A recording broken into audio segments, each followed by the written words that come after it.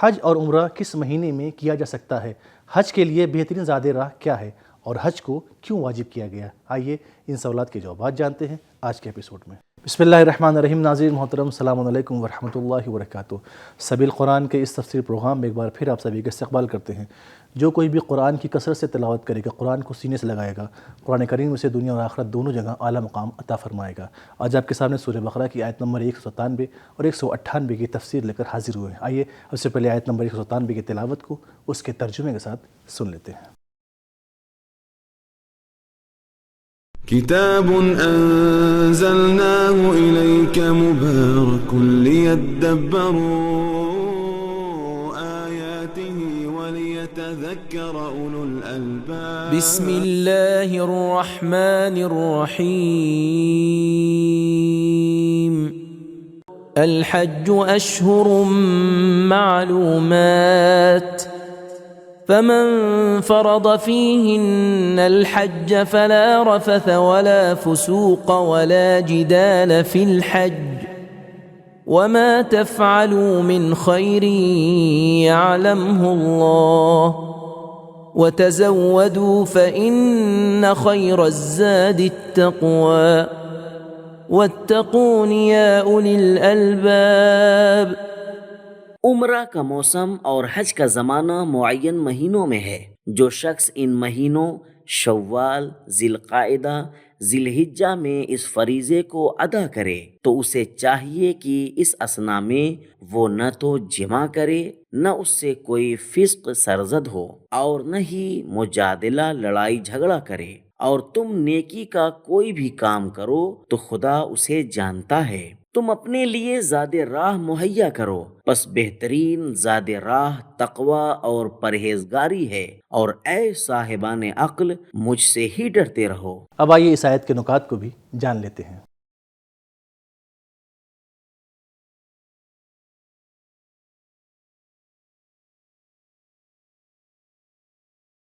رفثہ سے مراد جنسی ملاپ ہے، فسوقہ سے مراد جھوٹ بولنا، برا بھلا کہنا، گالی دینا، لڑائی جھگڑا کرنا، اور لا واللہ خدا کی قسم ایسا نہیں ہے کہنا، بلا واللہ خدا کی قسم ایسا ہی ہے کہنا ہے۔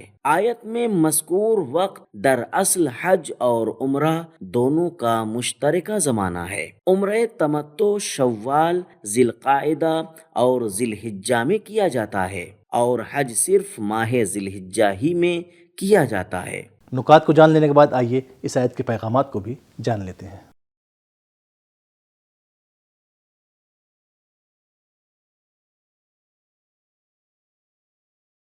نمبر 1، اسلامی عبادات میں زمانے اور وقت کا بہت اہم کردار ہے۔ نمبر 2، حج اور مکہ کی باصفا فضا اور ماحول کو گناہوں اور کدورتوں سے آلودہ نہیں کرنا چاہیے۔ نمبر 3، اللہ تعالیٰ کے علم پر اعتقاد اور یقین ہونا فرائض کی بجا آوری میں نشاط، تازگی اور امید کے باقی رہنے کی علامت ہے۔ نمبر 4، ہر سفر کے لیے سامان سفر ضروری ہے۔ حج کے سفر میں بہترین زاد راہ اور سامان سفر تقوی ہے۔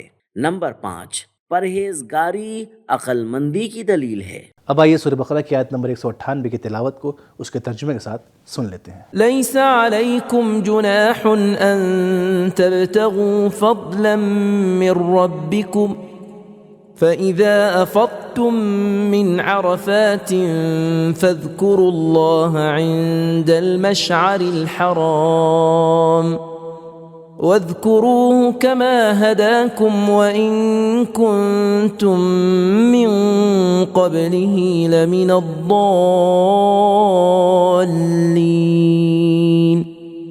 اگر حج کے دنوں میں اپنے رب کی مہیا کردہ روزی اور تجارت کی تلاش کرنا چاہو تو تم پر کوئی گناہ نہیں، اور جب عرفات سے چل پڑو تو مشعر الحرام کے نزدیک خدا کو یاد کرو، اور اسے اسی طرح یاد کرو جس طرح اس نے تمہیں ہدایت کی ہے، اگرچہ اس سے پہلے تم گمراہ تھے۔ اب آئیے اس آیت میں موجودہ نکات کو بھی جان لیتے ہیں۔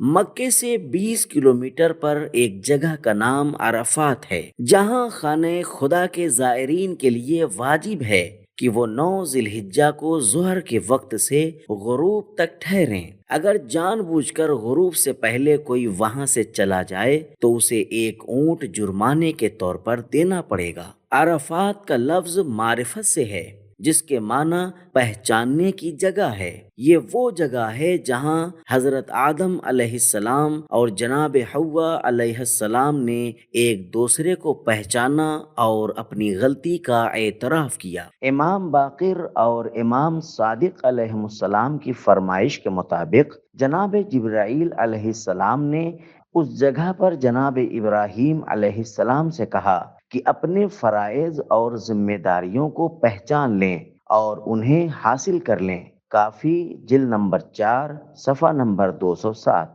حدیث میں پڑھتے ہیں کہ ہر سال عرفات کے مقام پر حضرت مہدی علیہ السلام موجود ہوتے ہیں۔ عرفات کی زمین پر اولیاء خدا کے نالہ و فریاد، گریہ و زاری اور اشک ریزی کی یادیں موجود ہیں۔ روایات میں ہے کہ عرفہ پر غروب آفتاب کے ساتھ ہی اللہ تعالیٰ اپنے گھر کے سارے زائرین کے تمام گناہوں کو معاف فرما دیتا ہے۔ روز عرفہ کے لیے امام حسین علیہ السلام اور امام سجاد علیہ السلام سے مخصوص دعائیں منقول ہیں۔ تفصیل کے لیے مؤلف کی تحریر کردہ کتاب حج کی طرف رجوع کیا جائے۔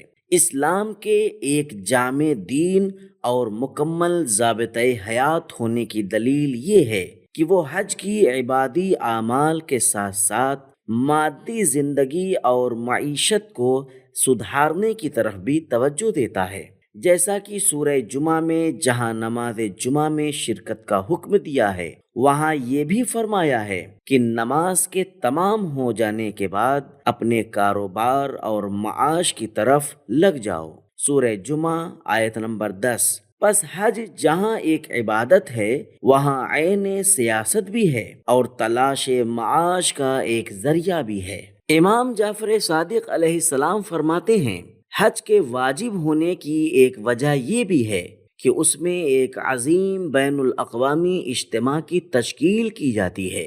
مختلف قسم کے تجربات منتقل ہوتے ہیں اور طرح طرح کے تجارتی و اقتصادی مال کا تبادلہ ہوتا ہے اور اسے ایک جگہ سے دوسری جگہ منتقل کیا جاتا ہے۔ وسائل جلد نمبر 8 صفحہ نمبر 9۔ بہترین تلاوت، ترجمہ، اس کے نکات کو جان لینے کے بعد آئیے اس آیت کے پیغامات کو بھی جان لیتے ہیں۔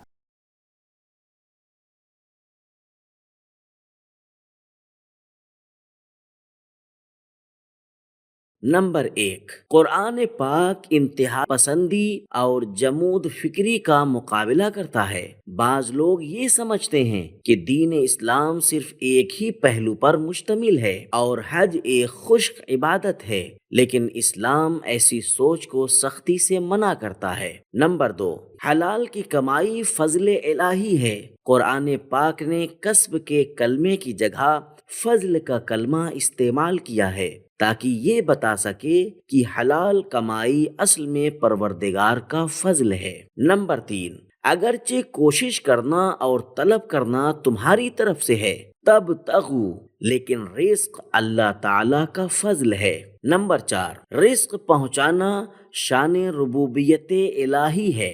نمبر 5، رزق کے پہنچانے میں پروردگار عالم کا ہاتھ کھلا اور وسیع ہے۔ اس کی دلیل یہ ہے کہ کلمہ فضل کا استعمال نکرے کی صورت میں آیا ہے۔ نمبر 6، عبادات کا انجام دینا احکام الہی کے مطابق ہونا چاہیے۔ نمبر 7، ایک طرف توفیق الہی اور دوسری طرف اپنی گزشتہ خطاؤں اور گناہوں پر توجہ کرنے سے خداوند کریم کے لطف و کرم کے ساتھ انسان کی محبت کو زیادہ کر دیتا ہے۔ نمبر 8، اپنے گزشتہ کو نہیں بھولنا چاہیے، وہی تھا کہ جس نے تمہاری ہدایت کی۔ تو ناظرین، ہم نے جانا کہ عمر تمتع شوال، ذی القعدہ اور ذی الحجہ میں کیا جاتا ہے، لیکن حج صرف اور صرف ماہ ذی الحجہ میں کیا جاتا ہے، اور حج کے لیے بہترین زاد راہ تقویٰ ہے۔ اور حج کے واجب ہونے کی ایک وجہ یہ ہے کہ اس میں ایک عظیم بین الاقوامی اجتماع کی تشکیل دی جاتی ہے اور مختلف قسم کے تجربات منتقل ہوتے ہیں۔ تو ہمارا آج کا ایپیسوڈ یہ ختم ہوا، ملتے ہیں اگلے ایپیسوڈ میں، تب تک کے لیے خدا حافظ۔